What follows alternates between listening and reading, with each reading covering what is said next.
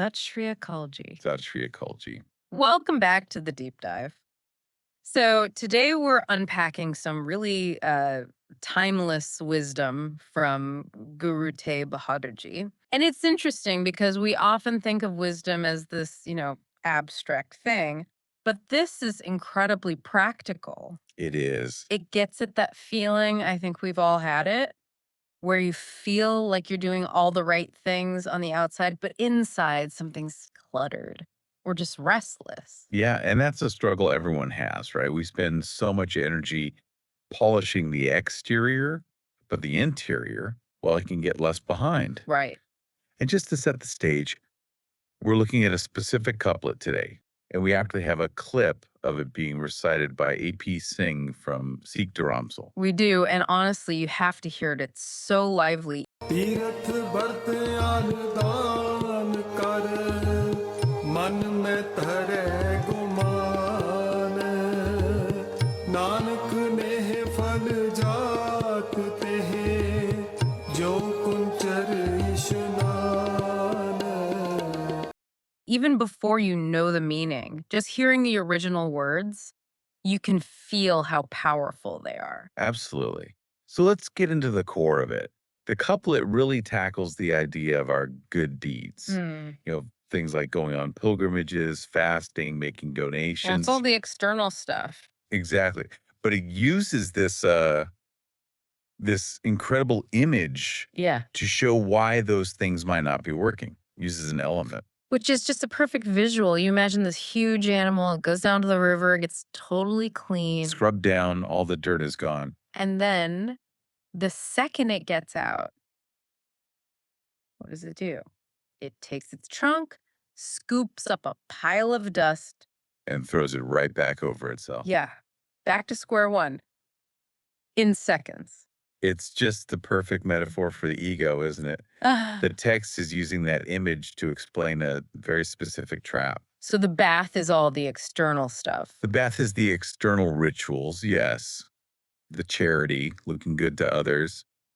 But the mud, well, that's the ego. That's the pride. It's the expectation of praise that you have right after you do the good thing. Precisely. If you wash the outside but immediately dirty the inside with pride, what was the point? The effort is just, it's wasted.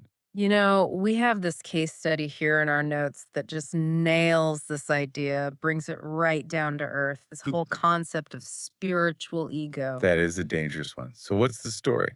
Well, this person, they started doing everything right. Waking up early, donating, visiting holy places, but, and this is the key, they were posting about all of it online. Of course, the validation loop. Totally. And they admitted it. They loved reading the comments, people saying, wow, you're becoming so spiritual. And they were just quietly collecting that praise like a reward. So the actions looked pure, but the intention behind them Was something else. It was like they were bathing, but just staring at the mud pile, waiting to jump back in. And then the crash came. They volunteered at a community event, worked really hard. And afterwards, in the thank you message, their name wasn't mentioned. Oof. And that's the moment the ego really shows itself. It did. They described feeling so irritated, judgmental, even superior to other people. But that night, the elephant analogy, it just hit them like a ton of bricks. The realization. Yeah. I washed my outer actions, but my ego is still completely dirty. Because on the outside, it looked like service. But on the inside, it was all about expectation and comparison. That is a heavy thing to realize about yourself. It is. But here's the best part. They decided to change the variable. A few weeks later, they helped someone out, but they did it in total secret, told no one, posted nothing. And what happened? For the first time, the peace, it actually stayed. No praise came, but no disappointment came either. They said the action finally just felt clean. Wow. That's a profound shift. It's learning that, rituals can polish the surface, but it's only humility that really cleans the heart. And what I love about this is how universal it is. You don't have to be on some deep spiritual journey to get this.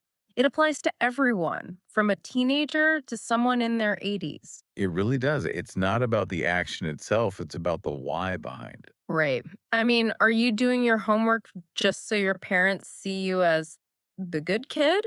Or are you helping a friend just so you can get credit for it later? Exactly. It forces you to ask that tough question. I, Am I doing this out of genuine duty or love? Or am I just doing it to be seen? are you rolling in the mud of likes and praise right after you think you've cleaned up? It's definitely something to reflect on. For sure. Well, that's it for this deep dive. Before we sign off, don't forget to like, share, and subscribe. Share this with your family and friends so not only you, but they too can learn and grow together on this path. Satriacology. Satriacology.